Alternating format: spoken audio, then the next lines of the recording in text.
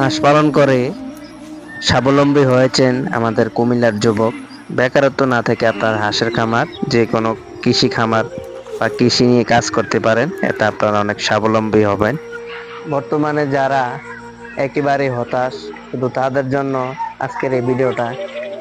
আমরা কম বেশ সকলে জানি হাঁস পালন হচ্ছে খুবই একটি লাভজনক একটি ব্যবসা।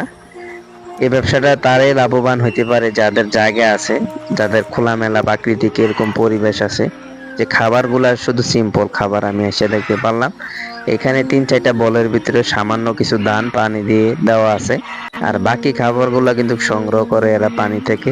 মাছ, শামুক এগুলা খেয়ে ইত্যাদি খেয়ে কিন্তু এরা বেঁচে থাকে। এদেরকে সকালবেলা ছাড়া হয় আর সন্ধ্যার সময় এদেরকে ভিতরে নিয়ে যায়। এই যে একদম সিম্পল খাবার, শুধু ধান দিয়ে রাখছে। প্রতিদিন প্রত্যেকটা হাঁস থেকে একটি করে ডিম পাইতেছে। এখানে অসংখ্য হাঁস আছে, প্রায় এখানে 1000 হাঁসের মতো।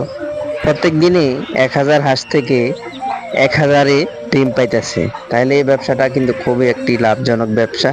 অল্প পুঁজির ভিতরে কিন্তু এই ব্যবসা করে অনেকেই আমার দেখা মতো অনেক স্বাবলম্বী হয়েছে।